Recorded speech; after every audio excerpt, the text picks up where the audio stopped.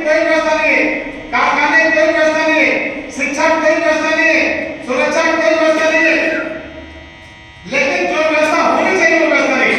अगर हम दूसरी सरकार की तुलना करें कि पहले की सरकार में सुरक्षा थी, अब ये सुरक्षा है, ये बात एक अलग है।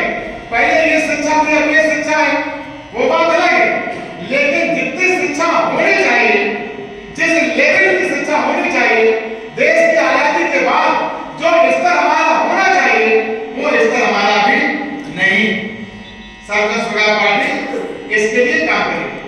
सर्वजन सुखाड़ पार्टी खैरात में कोई चीज नहीं बांटने के पक्ष में, कोई चीज खैरात बांटने के पक्ष नहीं। हाँ, जहां बांटना चाहिए उसके पक्ष में है। कहां बांटना चाहिए? इस देश में कोई भी किसी भी जात और धर्म का व्यक्ति हो, इस देश का नागरिक है, अब वो कोई भी काम कर रहा हो, सरकारी नौकरियों में सरकार पेंशन बंद कर रही है, मैं उसका विरोध करता हूं। पेंशन मिलनी चाहिए, पेंशन तो मिलनी चाहिए, लेकिन इतने पेंशन नहीं मिलनी चाहिए कि पेंशन भी तनख्वाह के बराबर हो। इतने पैसे नहीं मिलने चाहिए कि पेंशन भी तनख्वाह के बराबर हो। हम चाहते हैं कि पूरे देश के सरकारी सेवा वाले और मजदूर, किसान, राजमिस्त्री, ठेला रेहड़ी वाले, रिक्शा चलाने वाले, जो भी कारीगर है, व्यापारी, ये जब सब 60 साल के हो जाए तो इन सबको बराबर जो 60 वर्ष का हो जाए, बराबर कम से कम 20,000 रुपए की वृद्धावस्था पेंशन दिया सबको।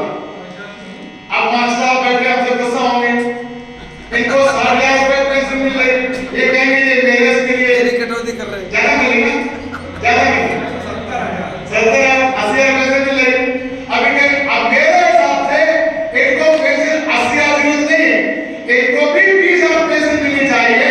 और इनके घर में भी उनको जितने लोग बुढ़े हो जाए 60 साल के ऊपर, उनको सबको 20,000 की पेंशन मिलनी चाहिए।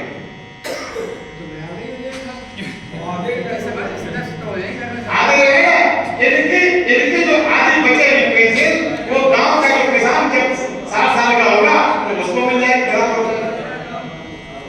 सरकार ऐसा करने से अब इंस्पेक्टर साहब उठ सके, ऐसा पेंशन मिले, ऐसा करने से सरकार को कोई भी अलग से बजट नहीं देना, उसी बजट में से सबको पेंशन मिल जाएगी, सबको गांव में।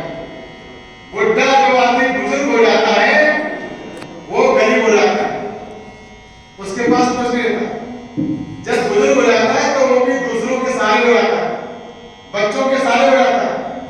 तो जब बच्चों के सहारे हो जाता है तो वो भी बेसहारा हो जाता है।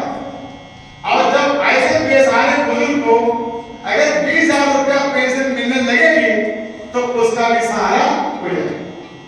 बोलो हो जाएगा।